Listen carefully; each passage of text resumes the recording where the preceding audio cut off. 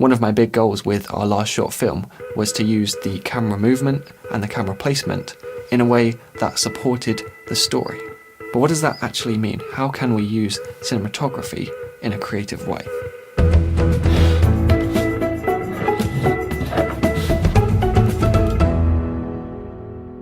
For this project, I thought it'd be cool to try and show the relationship between the characters through the camera placement. For example, in this scene, the dealer is kind of looking out for Mark. There isn't any conflict between them. So I thought I could show that by having them both stand at an equal distance from the camera.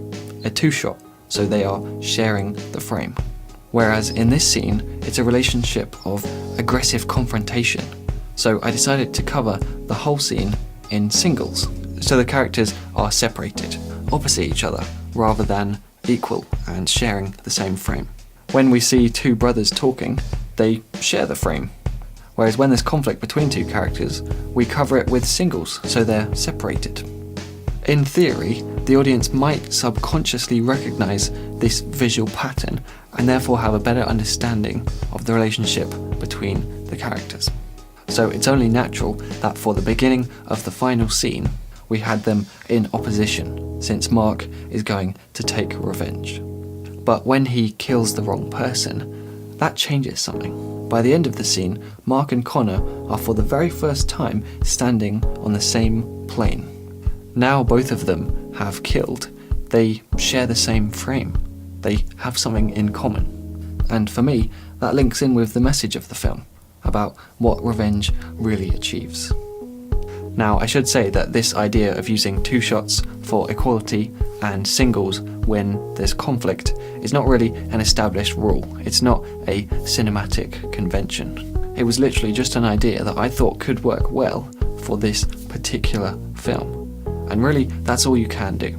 If you feel like the best way to cover your film is with just tons of extreme close-ups, then you absolutely go for that. But what about camera movement? Some people see it just as a way to add visual interest or to help keep the audience's attention.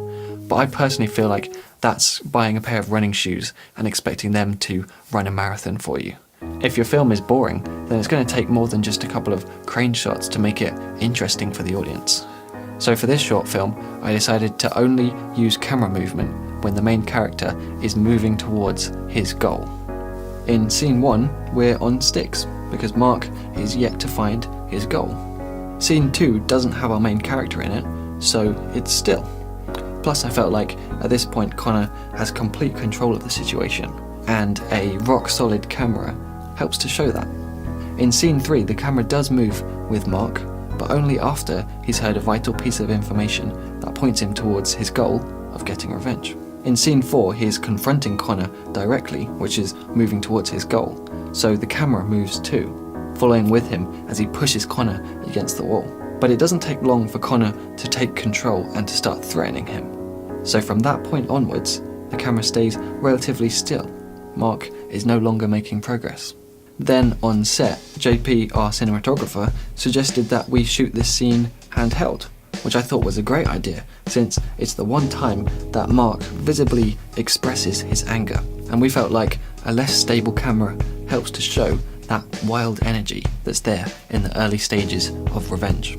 For the second last scene, we go back to a static camera until we find out that he's buying a gun, at which point the camera very slowly starts to dolly in, but it's basically unnoticeable. But this time the camera is steady, since Mark appears to have cooled off from the previous scene. Now, following the theme, it makes sense that we start the final scene with a moving camera, since we're following Mark as he literally moves towards his revenge goal. And it's smooth, which reflects how he's totally focused, numb even. But by the end of the scene, we realise that he's failed his goal. Once again, Connor is in control, and so the camera stays completely still.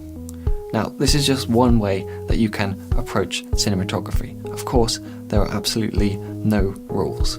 But I guess my main point is that camera movement can do so much more than just spice up your film with some cool looking shots. So I do believe that camera angles and movement can help us to communicate ideas and emotions in our films. But if there's just one thing I've learned from making this short film, it's that yes, it's great to have all these ideas about storytelling through cinematography, but that's just one aspect of storytelling. For my next short film, I want to have a deeper understanding of who the characters are and how they would feel in these different situations. But most of all, how to get the audience to empathise with them. And there's no chance that comes from the cinematography alone. My name's Simon Cade, this has been DSLR Guide, and I'll see you next week.